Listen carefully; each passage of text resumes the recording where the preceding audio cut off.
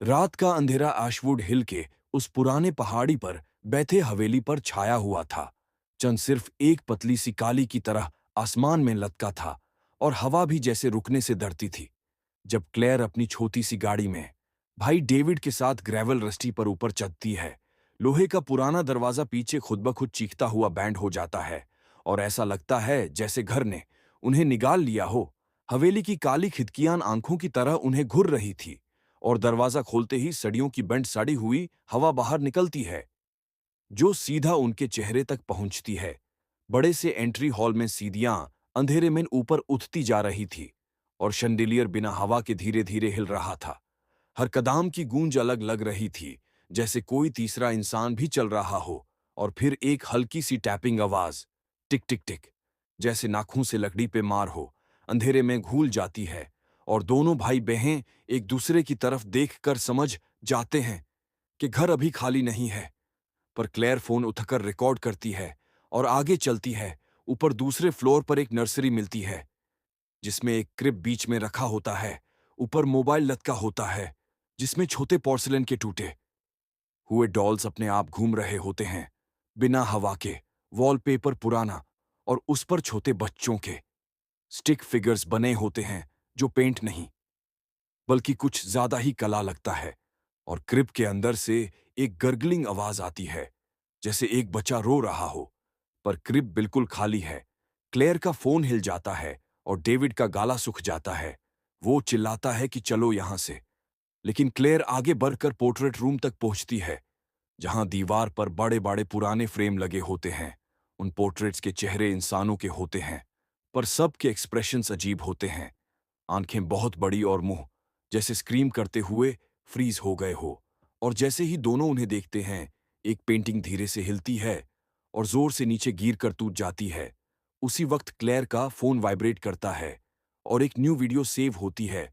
जब वो प्ले करती है तो उन दोनों का फुटेज दिखाई देता है, लेकिन एंगल बिल्कुल अलग होता है, जैसे कोई कोने से उन्हें रिकॉर्ड कर रहा हो। और उस वीडियो में पीछे अंधेरे में एक शैडो मूव कर रही होती है। क्लेयर तुरंत पलती, पर पीछे कुछ नहीं होता। दोनों भागकर नीचे सेलर की तरफ जाते हैं, जहां स्टोन की दीवार और दांप हवा उन्हें घुटने लगती है। नीचे जाके छोटे लकड़ी के बॉक्स स्टैक्ड होते हैं, जैसे छोटी कॉफिन्स। और एक बॉक्स से स्क्रैचिंग आवाज आती है, जैसे अंदर कोई नाखून से खुराच रहा हो। क्लेयर का हाथ अपने आप लैच की तरफ बढ़ता है, पर डेविड उसे खींच लेता है और तभी एक साथ सभी बॉक्सेस जोर से हिलने लगते हैं, जैसे अंदर से लाशें एक साथ निकालना चाहती हो। दोनों चिल्लाते हुए ऊपर भागते हैं और दरवाजा बैंड कर देते हैं। अब हवेली पूरी तरह जिंदा हो जाती है। शैंडिलियर्स हिल रहे होते हैं, डोर स्लैम कर रहे होते हैं और दीवारों से चिल्लाने की आवाजें गूंजती हैं। क्लेयर का फोन फिर वाइब्रेट करता है और एक वीडियो सेव होती है। इस बार फुटेज बिल्कुल क्लियर होता है। उसमें क्लेयर और डेविड एंट्री हॉल में खड़े होते हैं, पर उनके चेहरे सेफ्ट होते हैं, आंखें खाली होते हैं और मुंह ब्लैक थ्रेड से सेवे हुए होते हैं। और उनके पीछे एक लंबी सी अंधेरी शैडो खड़ी होती है, जो सीलिंग तक पहुंचती है। क्लेयर फोन गिरा देती है और फ्रंट डोर तोड़ने की कोशिश करती है, पर वो 1 इंच भी नहीं खुलता, जैसे घर ने अपने पंजे उस पर कस लिए हो। तभी डेविड के चेहरे पर अजीब सी मुस्कान आती है और वो मिरर्स की तरफ देखने लगता है। क्लेयर भी देखकर जम जाती है, क्योंकि उसका रिफ्लेक्शन असली उससे अलग होता है। उसके रिफ्लेक्शन की आंखें खाली होती हैं, चेहरा सेफ्ट और स्माइल उन्नेचुरल होती है, और वो अपनी उंगली होठों पर रख कर चुप करने का इशारा करता है। तभी क्लेयर को अपने दिमाग के अंदर डेविड की आवाज सुनाई देती है, क्लेयर, हम कभी यहां से निकले ही नहीं। और वो पलती तो उसका भाई डेविड का चेहरा बिल्कुल गलत लगता है। आंखें अंधेरी, स्माइल ज्यादा बड़ी और इंसान जैसा नहीं। और सबसे बुरा ये कि उसका रिफ्लेक्शन मिरर से बाहर निकालने लगता है।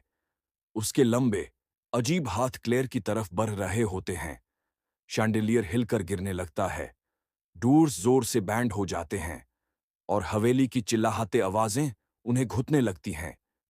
क्लेयर चीख कर फोन गिरा देती है, पर उसके सामने उसका दूसरा रूप मिरर से पूरा बाहर आ जाता है और उसके पीछे खड़ा डेविड इंसान नहीं, बल्कि एक खोखला मास्क निकालता है। और जैसे ही अंधेरा उन्हें निगाल लेता है, घर में सिर्फ एक ही आवाज सुनाई देती है, फोन का वाइब्रेशन, और स्क्रीन पर लिखा आता है, New video saved.